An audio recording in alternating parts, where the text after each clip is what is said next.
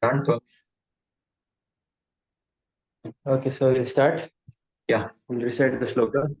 Mhm. Shri Bhagavan Uvacha Bhagavanuvacha Samshaya Mahabhavo Samshayam Mahabaho Manodurnigraham Chalam Madurni Graham Chalam Abhyasena tu Kaunteya Vyasena tu Kaunteya Vairagena cha griyate. Vairagena Chikiyate. You can read the translation and purport. Yeah, Hare Krishna. translation. Lord Krishna said, O mighty armed, O mighty armed son of Kunti, it is undoubtedly very difficult to curb the restless mind, but it is possible by suitable practice and by detachment. Purport. Difficulty of controlling the obstinate mind, as expressed by Arjuna, is accepted by the personality of Godhead. But at the same time, he suggests that by practice and detachment is possible.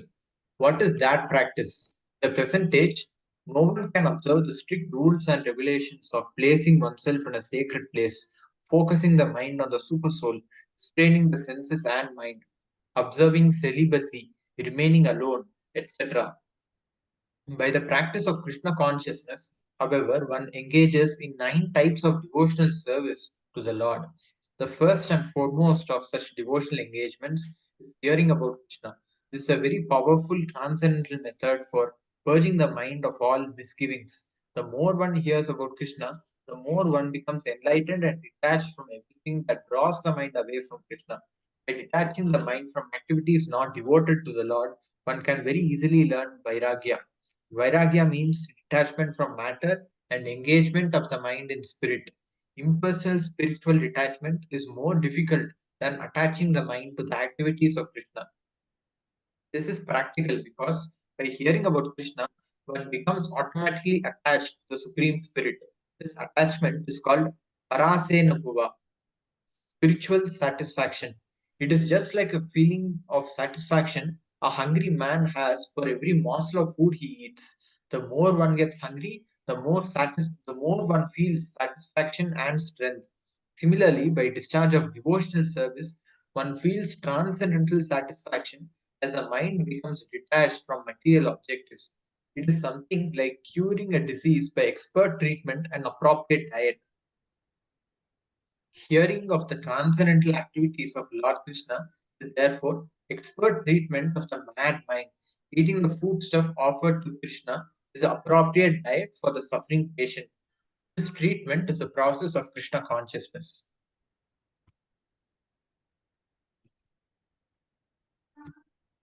Yeah, you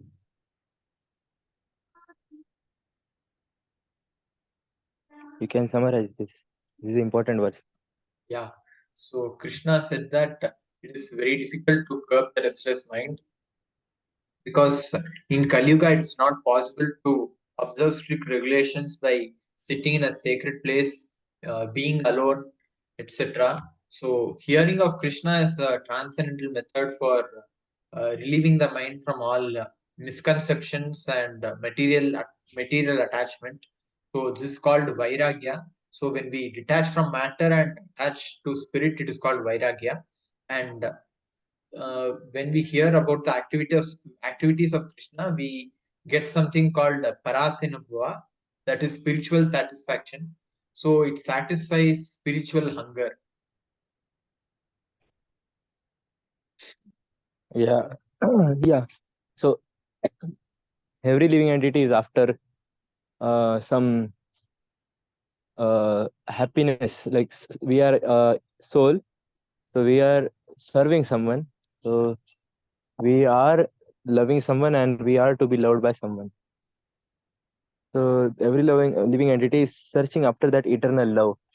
Now, some living entity unfortunately consider that eternal love in the form of opposite sex or in the form of some sense gratificatory activities.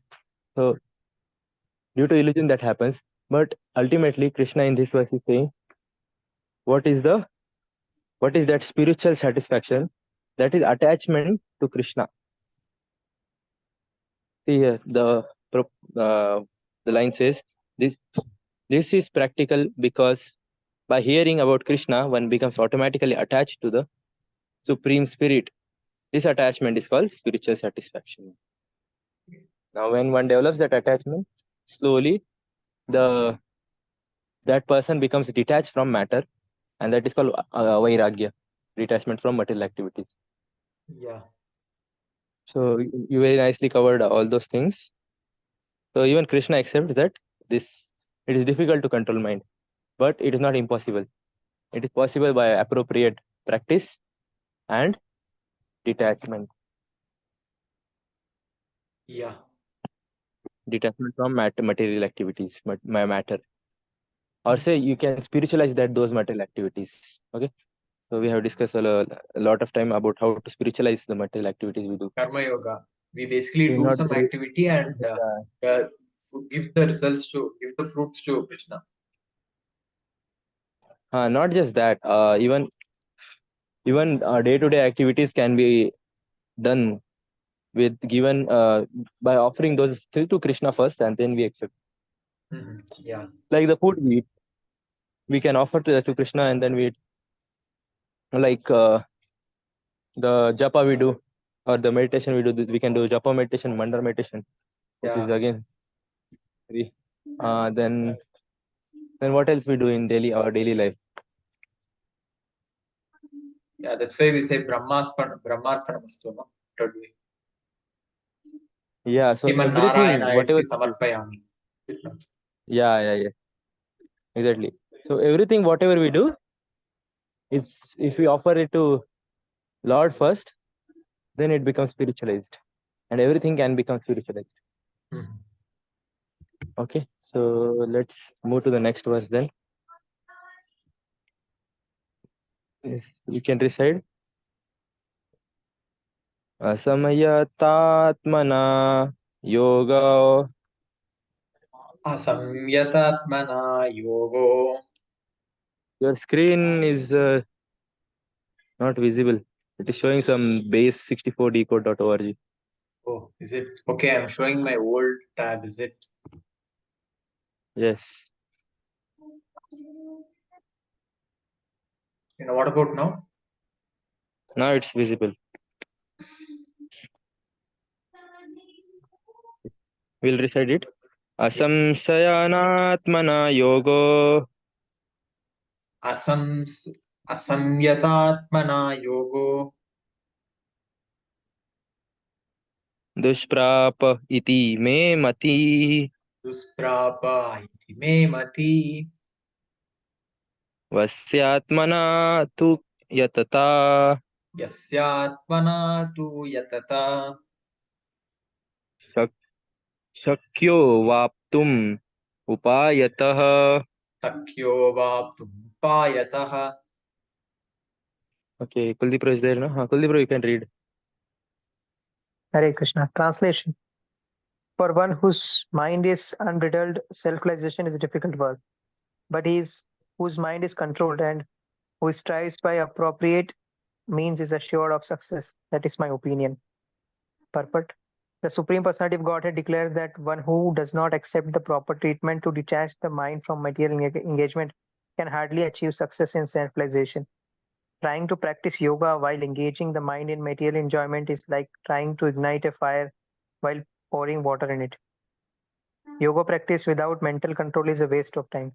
Such a show of yoga may be materially lucrative, but it is useless as far as spiritual realization is concerned. Therefore, one must control the mind by engaging it constantly in the transcendental loving service of the Lord. Unless one is engaged in Krishna consciousness, he cannot steadily control the mind. A Krishna conscious person easily achieves the result of yoga practice without separate endeavor. But a yoga practitioner cannot achieve success without becoming Krishna conscious. So here Krishna is telling that controlling mind is very necessary. And Yes. the so-called mundane meditation, which is not directed towards the Supreme Lord, which is just breathing exercise. Like, so that type of yoga is just a waste of time. Yeah, Prabhupada mentions. And that after controlling the mind, you should engage the senses and the mind in the service of the Lord. That is the only way to liberate ourselves from this material world. Yeah, very nicely explained. So we have to engage our senses, because whose mind is not controlled, self-realization is very difficult, very difficult job. So by Vishana Yena Kena Prakarena, somehow or other, keep yourself engaged in some or other activities, so that mind doesn't get any chance or any opportunity to get divert from its path and think of sense gratificatory activities. So Krishna, out of humility here, is saying that is my opinion. So you can understand, he is Supreme Lord himself, but he also is not forcing Arjuna to saying that this is what it should be done. Because Gita is not a literature where things are being forced. Gita is a literature where there is a conversation between Arjuna and Krishna, and Krishna is advising, Krishna is saying things which are to be done, and if done, they are good for you. If not, you're free to act in whatever way you want. But Gita is not a book where Krishna is ordering Arjuna that you should do this. Whereas if you see other religions, they have a certain set of rules which are to be followed, and there are commandments. So like in Jesus Bible, where they have 10 commandments by Jesus Christ. So those commandments means that there are orders that are to be followed. But here it is a conversation, and it is like a message which we can use and implement. It is not like a commandment, it is not a compulsion here. That's why Krishna, out of humility here, is saying that this is my opinion, Arjuna. Okay, so we'll move to the next verse then.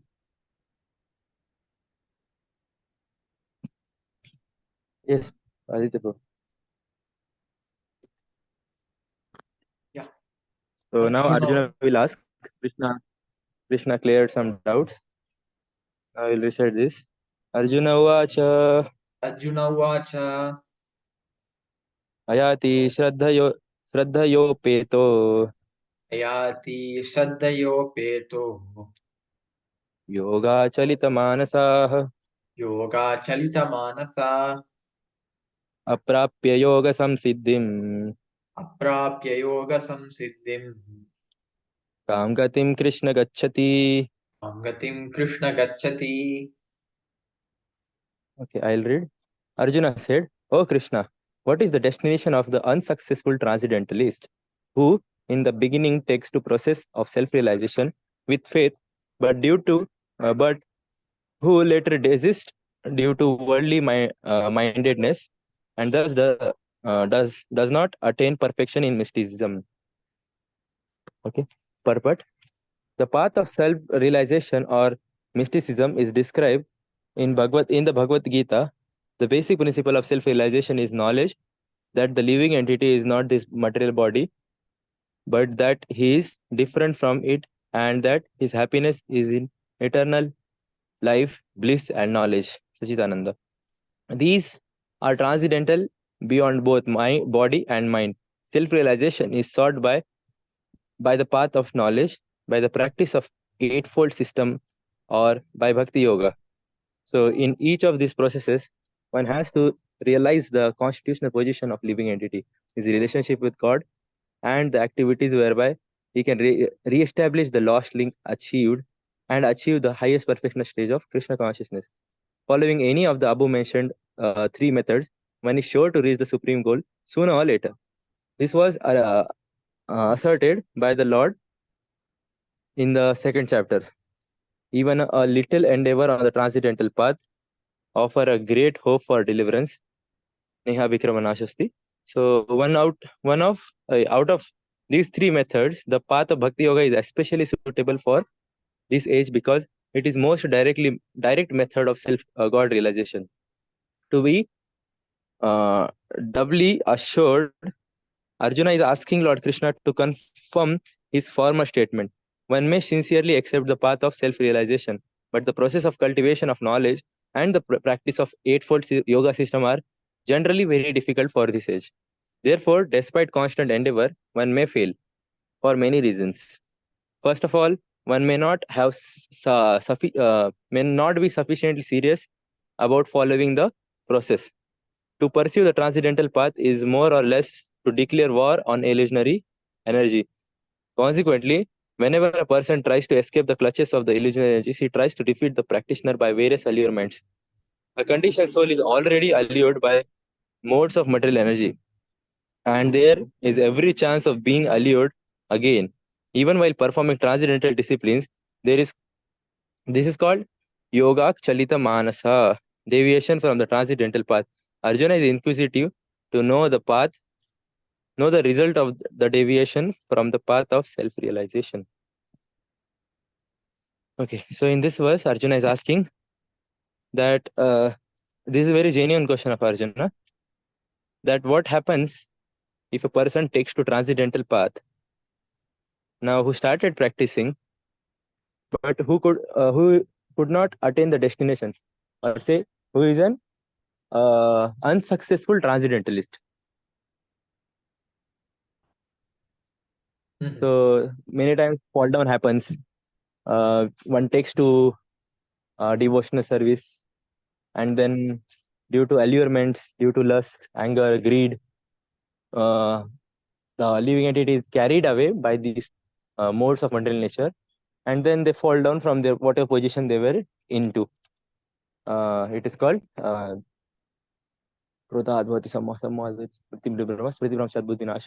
buddhinasha pranashyati. So pranashyati means fall down from into the material pool. So out of various reasons, one may fall down.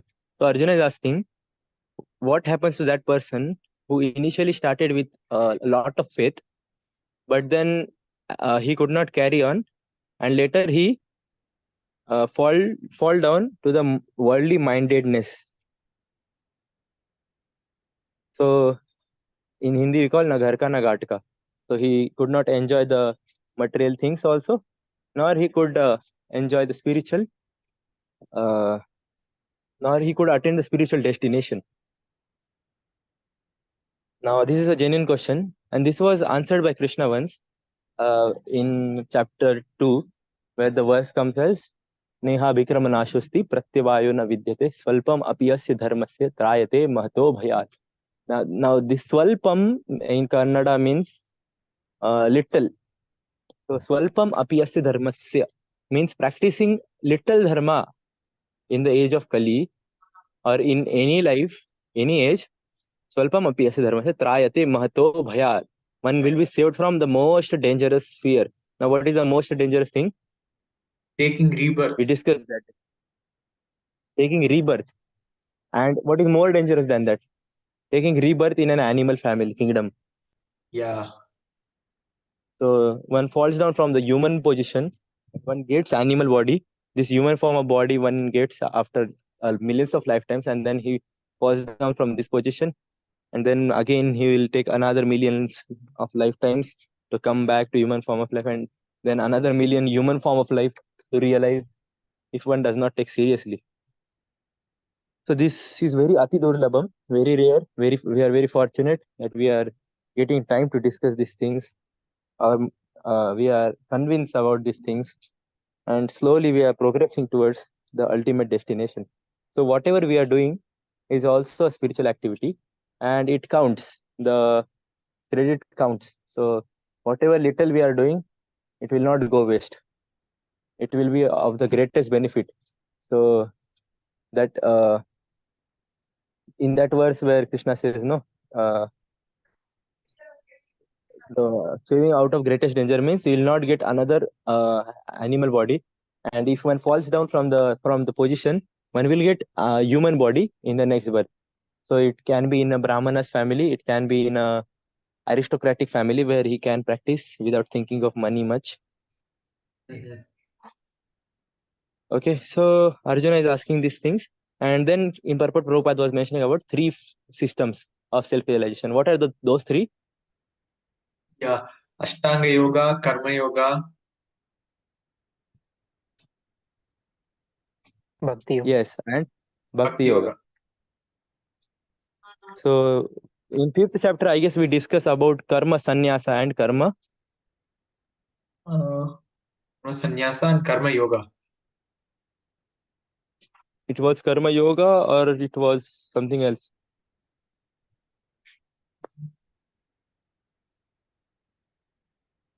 Don't remember. Even I forgot. Okay, I'll revise it. So we discussed two things over there.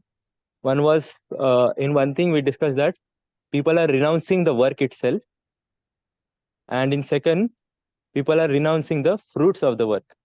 Mhm. So the second one is what is called as bhakti yoga or karma yoga. Mhm.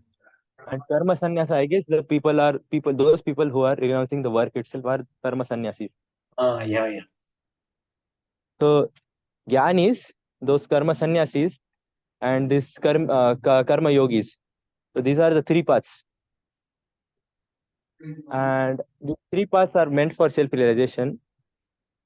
But Prabhupada is saying the most easiest path is for this prescribed age of Kali, which is the most easiest path. It is chanting the holy names of the Lord. Nama Sankirtana. Yes. So Bhakti Yoga or Nama Sankirtana is the most easiest path. And the other two mentioned Dhyana Yoga, Jnana Yoga or Karma Yoga, Karma Sannyasa Yoga. They are a little difficult. Yeah. But they are not you cannot say that they are useless. They are They are not also impossible. fighting against illusionary energy. They are, see, a very nice point Prabhupada was making. Let me say where it was. One will elevate very rapidly, but the other one will elevate slowly. But elevation is certain or sure for both the paths, Mhm. because all are fighting against the illusionary energy Maya, and Yeah. they are against direct war against Maya. Maya, we know it is very difficult to overcome. Krishna even confirms, I guess in 7th or 9th chapter, Mama Maya Durattaya, means it is very difficult to control that Maya. That is my Maya. Mhm. So Arjuna, surrender unto me. So like that, Krishna is next 6 chapters will be the power packed bhakti chapters.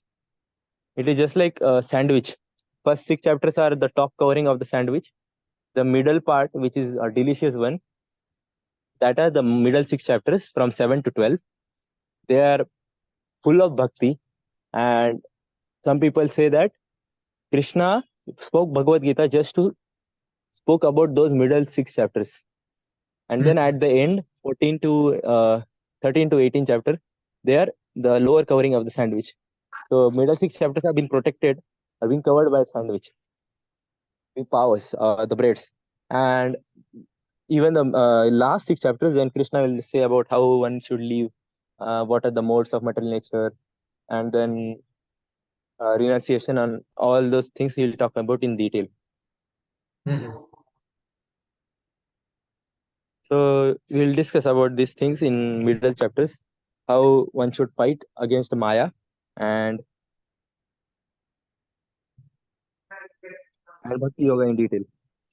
Yeah, bro. Okay, we can read one more shloka, I guess.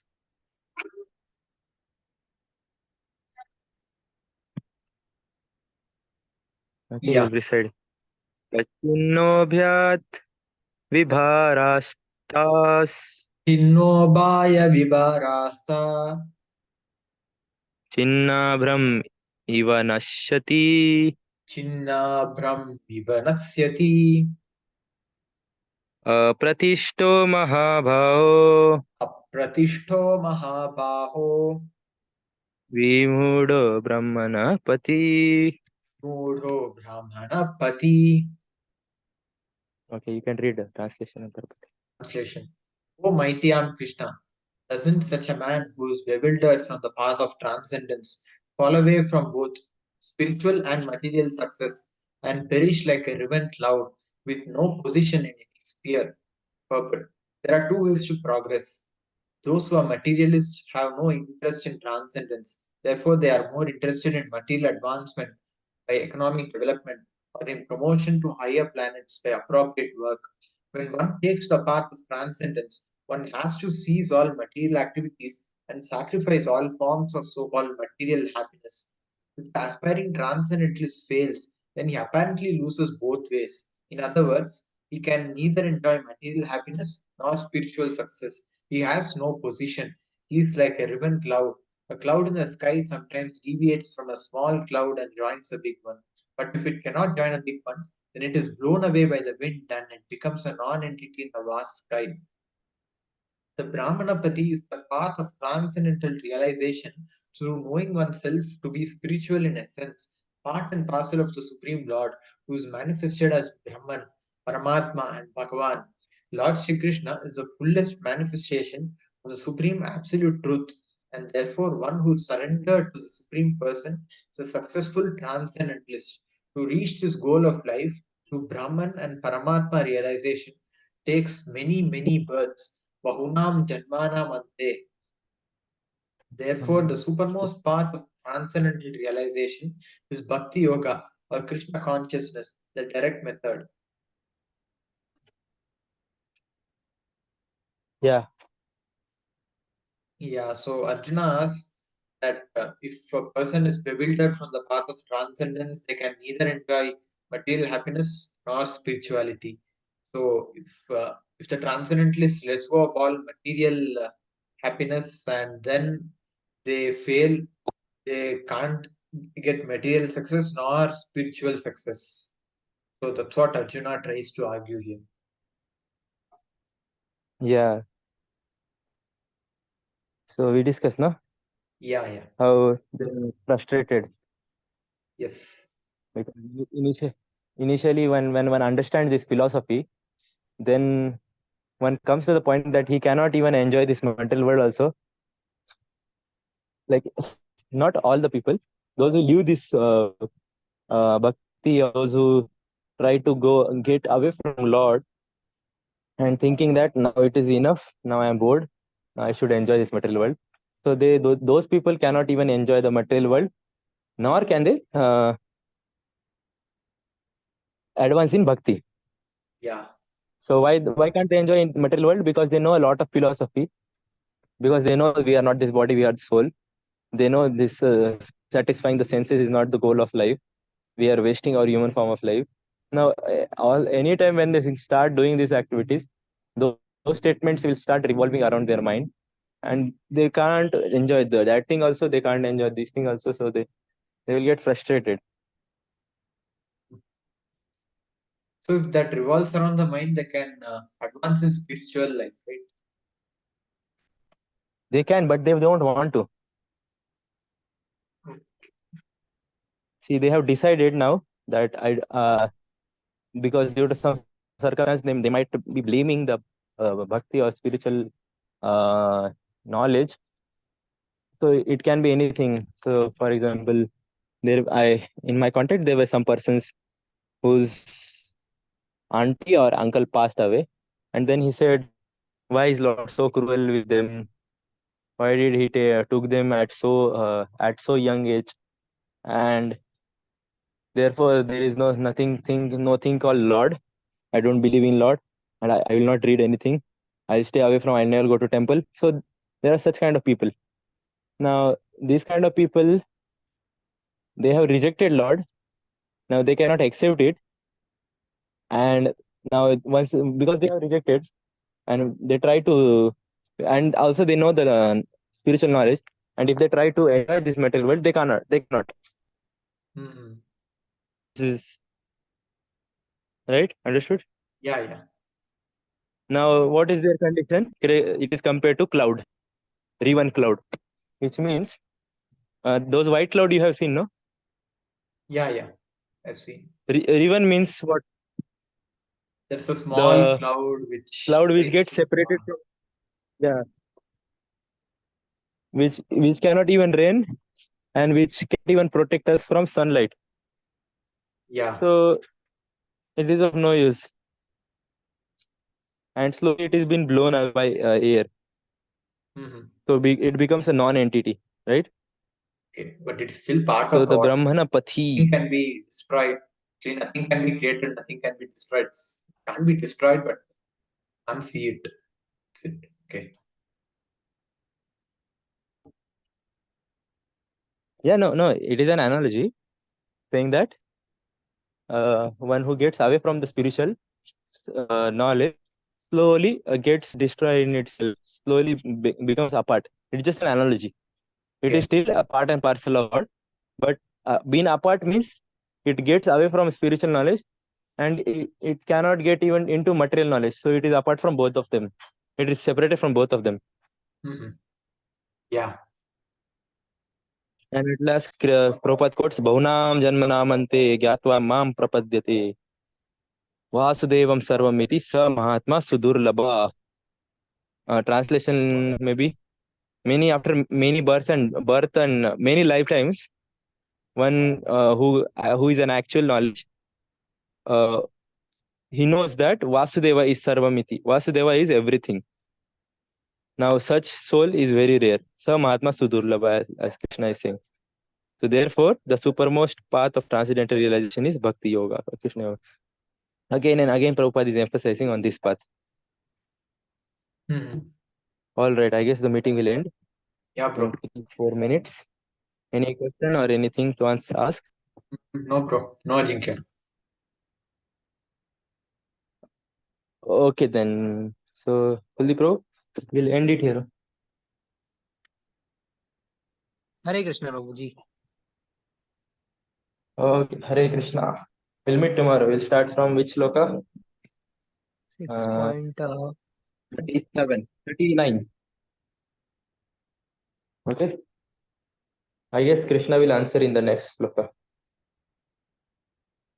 Okay. No, Arjuna will continue asking.